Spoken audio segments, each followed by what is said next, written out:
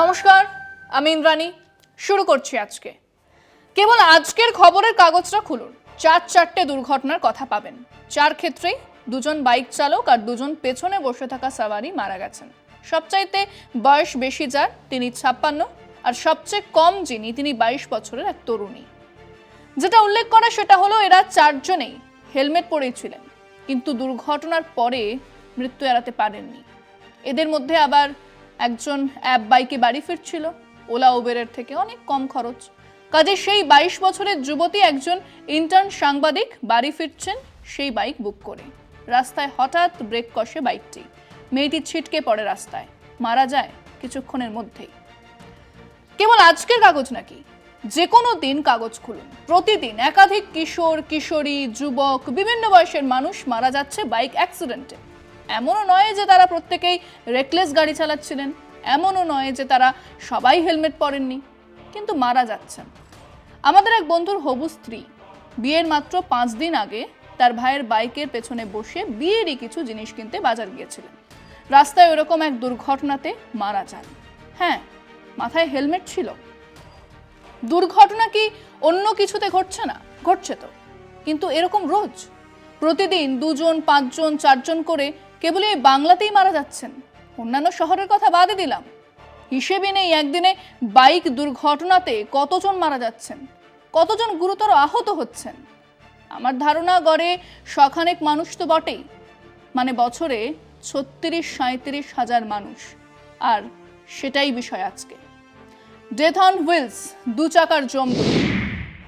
গতির একটা দম্ভ থাকে। গত শতকে 4 দশকে কলকাতার রাস্তায় তার গল্পের নায়কের গাড়ির গতিময়তার এমনই ব্যাখ্যা দিয়েছিলেন মানিক বন্দ্যোপাধ্যায়। প্রায় 8 দশক বাদেও গতির সেই দম্ভ 4 চাকা থেকে 2 চাকায় আরো তীব্র হয়েছে। সেই গতির অভিঘাতে দিনকে দিন বলি হচ্ছে নিরীহ পথচারী থেকে আরোহী। বাইক দুর্ঘটনা এখন নিত্য নৈমিত্তিক বিষয়, যদিও এই দুর্ঘটনা নেপথ্যে রয়েছে আরো অনেক সামাজিক কারণ। একই সঙ্গে বাইক এখন সুলভ, দামের প্রতিযোগিতায় পাল্লা দিতে গিয়ে প্রস্তুতকারী সংস্থা আরোহী বা যাত্রী সুরক্ষার সঙ্গে আপোষ করে থাকে।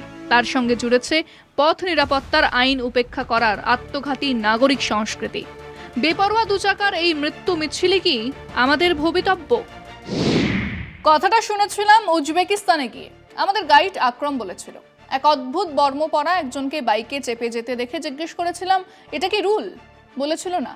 কিন্তু ডেথ অন হুইলস নিয়ে মানুষের ভয়ের কারণেই এখানে খুব কম বাইক চলে। চড়লেও লোকে পেছনে বসে না, মানে যাকে বলে পিলিয়ন রাইডিং, তা প্রায় নেই। আর সারা গায়ে এমন বর্ম নামায়। আমেরিকাতে এই রেকলেস বাইক ড্রাইভিং এর বারবারন্ত হয়েছিল, কিন্তু সেখানকার ট্রাফিক রুলের জন্যই তা এখন কমেছে।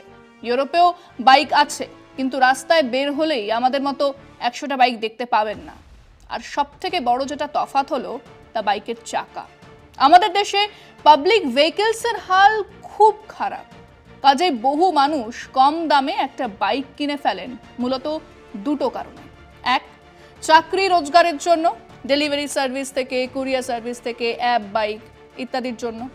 2, নিজেকে সেই ঘোড়ায় সাওয়ার রাজপুত্র হিসেবে ভাবতে চান, দেখতে চান অনেকেই, যা প্রতিদিন বিজ্ঞাপনে দেখানো হয়।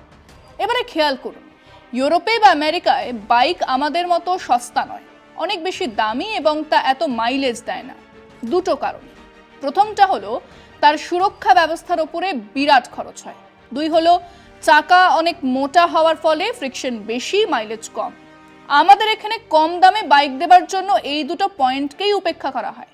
এক তো ব্রেক ইত্যাদি সবচেয়ে অবৈজ্ঞানিক, সুরক্ষার লেশমাত্র সেখানে নেই, বরং সাডেন ব্রেক পিলিয়ন রাইডারের জন্য মারাত্মক বিপজ্জনক। আর চাকা সরু করার ফলে ফ্রিকশন কম, মাইলেজ বেশি। কাজেই মানুষের কাছে কম পয়সাতে অনেক বেশি রাস্তা পার করা, এই প্রচন্ড মূল্যবৃদ্ধির দিনে তা অনেকের কাছে সব থেকে বেশি আকর্ষণীয়। কাজেই কোনো বাইক, তারপর হাওয়ার সঙ্গে কথা বলো, এটাই তো বিজ্ঞাপনের ভাষা। তারপর সেই হাওয়ায় ভাসবে রক্ত, ঘিলু, মজ্জা, বউ, মা বা সন্তানের কান্না। তাতে কি, হাওয়ার সঙ্গে কথা বলতে বলতে সে তো তখন শ্মশানে পুড়ছে। হাওয়া বয় শনশন, তারারা কাঁপে, কিন্তু হৃদয়ে কোনো জং লাগে না।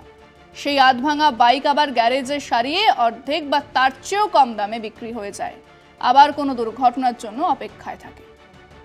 আমরা আমাদের দর্শকদের জিজ্ঞেস করেছিলাম, প্রতিদিন বাইক দুর্ঘটনা হয়, সে কি কেবল চালকের ভুলে, নাকি বাইকে দুর্ঘটনা ঘটাটাই স্বাভাবিক? শুনুন মানুষজন কি বলছে। কিছু তো চালকের গাফিলতি আছে, তারা যদি সব কিছু নিয়ম অনুযায়ী যদি করে তো খুবই ভালো হয়। বাইক চালকের ভুলেও হয়, অন্য কারণেও হয়। বাইক চালক যদি হেলমেট না পরে থাকে বাইক চালকের দায়িত্ব। যে স্কুটিতেও হতে পারে এবং বাইকেও হতে পারে। দেখুন আমি ভালোভাবে গেলে পিছন থেকে সে এসে মেরে দিল, সেটা আমার দোষ হলো না। তার চালক যায় কিনা সেটা বলতে পারবো না, কিন্তু প্রশাসনকে একটু সচেতন হতে হবে। যারা দেখবেন যে রেকলেসভাবে বাইক চালাচ্ছে এবং মোটরসাইকেল যাচ্ছে এবং কম বয়সী ছেলেরা দেখবেন বড় বড় বাইক, দাম দামি বাইক নিয়ে যাচ্ছে, তাদেরকে সচেতন করতে হবে। তারা বেপরোয়াভাবে গাড়ি চালাচ্ছে, এর ফলে সে তো তার ক্ষতি হচ্ছে এবং তার ধাক্কায় আশেপাশে অনেক পরিবারও ক্ষতিগ্রস্ত হচ্ছে। হ্যাঁ, এখান দিয়ে একটা বাইক আসছে, ওই দিকে একটা বাইক আসছে, সে ধাক্কা মারছে। রাতের অন্ধকারে 12টার পরে যে হারে বাইক চালকদের দৌরাত্ম, সেগুলো মানা যায় না। আমরা যখন দোকান বন্ধ করে বাড়ি যাই, আমাদের পাশ দিয়ে যখন বাইক যায় মনে হচ্ছে ট্রেন চলে গেছে, এত স্পিডে বাইক যায় এবং প্রত্যেকের মাথায় কোনো হেলমেট থাকে না। শুধু বাইকের দোষ দিলে তো হবে না, ওর একটা কায়দা আছে চালাবার। যদি আমি উল্টো পাল্টা নিজেই ড্রাইভ করি তো পড়বই, মরবই। আমি ভালো ড্রাইভ করছি, পেছনের লোকটা খারাপ ড্রাইভ করছে, তার জন্য দুর্ঘটনা হতে পারে। সাধারণ মানুষরা ভাবে যে বাস চালক বা লরি চালকের উপর দায়ভারটা চাপিয়ে দেয়, কিন্তু আদৌ এটা পুরোপুরি চালকের উপরই ডিপেন্ড করে। তারা ঠিকমতো যদি নিজের স্পিড মেনটেন করে বা হেলমেট পরে, জুতো বুট পরে বাইক চালায়, সেক্ষেত্রে তাদের অনেকেই সেফটি ফিল হবে, ইভেন তারা দীর্ঘজীবীভাবে বাঁচবে। বাইক চালানো ভুলটা ঠিক নয়, দুর্ঘটনা ঘটতেই পারে, কিন্তু মানুষকে সতর্ক থাকা উচিত, হেলমেট পরা উচিত। হেলমেট না পরার জন্য অনেকে দুর্ঘটনাতে কী হয়, কি দুর্ঘটনা হলো, মৃত্যু হয়ে যাচ্ছে। সম্পূর্ণটাই নির্ভর করে চালকের উপরে, গাড়ি অ্যাক্সিডেন্টটা যা হয়। এবার এখনকার অল্প বয়সের ছেলেপিলেদের হাতে বাইক পড়েছে, তারা নিজেদের মতন করে উড়ে বেড়ায়, উড়ন্ত বাইকের মতন ছোটে, সিগন্যাল মানে না। এবার কিছু কিছু দেখানোর ব্যাপার থাকে, সেসবগুলো দেখানোর চেষ্টা করে যে আমরা বাইক রেসিংয়ে এইগুলো করতে পারি, এর কারণেও অনেক সময় দুর্ঘটনা ঘটে। नहीं ऐसा नहीं है कि मतलब फॉल्ट दोनों तरफ से होता है। अगर श्योरली सब देख के रूल्स रोड का रिस्ट्रिक्शन के साथ आप चलेंगे तो मैक्सिमम रोड दुर्घटना कम होता है। अगर ज़रा सा भी चूक हुआ, मिस्टेक हुआ तो दुर्घटना होगा, क्योंकि टू व्हीलर है। না, স্বাভাবিক তো নয়। অনেক সময় বাইক চালকদের খুব একটা ভুল থাকে বলে আমার মনে হয় না। আর বেপরোয়া যে অটো টোটো এগুলোর কারণেও অনেক সময় দুর্ঘটনা হতে পারে। এক্ষেত্রে পুলিশের ভূমিকা যতটা কড়া হওয়া উচিত আমার মনে হচ্ছে ততটা হয়তো হচ্ছে না, এটুকুই আমি বলতে পারি। কারণ কি, প্রত্যেকজনকে ধরে লাইসেন্স চেক করা যদি সম্ভব হতো তাহলে কিন্তু এটা অনেকটাই কন্ট্রোল করা যেত। না, বাইক মানে দুর্ঘটনা এটা বলতে পারবো না। দেখুন, গাফিলতি উভয়ের পক্ষে হয়। যে গাড়ি চালায়, ঠিক আছে, সে তো তার সাবধানে চালাচ্ছে, অ্যাক্সিডেন্টটা হয় অন্যের ভুলে বেশি হয়। আপনি খেয়াল করে দেখবেন, আমি যদি আমার মতন চালাতে থাকি তো সামনে দিয়ে কেউ অন্য ভুল করলে তবেই অ্যাক্সিডেন্ট হয়। প্রশাসন কিছু করতে পারে না। আমি যদি স্পিডে গাড়ি চালাই, প্রশাসন আমাকে কী করতে পারবে? আমি গাড়ি নিয়ে বেরিয়ে যাবো, প্রশাসন আমাকে কী করবে? আমার যখন ধরবে তখন আমি স্পট ডেথ। আমাকে যখন পুলিশ ধরবে তখন আমি স্পট ডেথ, আর কিছু করার নেই আমার।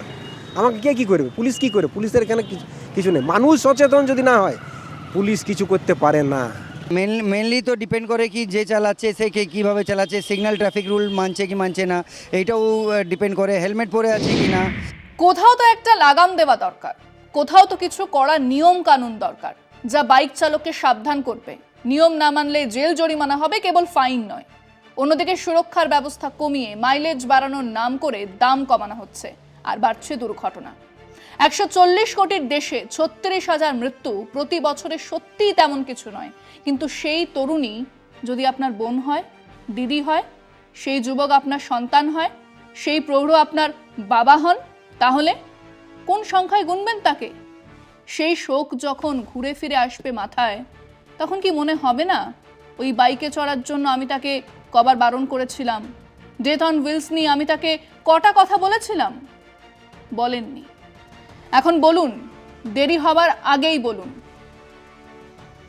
আজকে এ পর্যন্তই। দেখতে থাকুন কলকাতা টিভি, রাত দিন 7 দিন।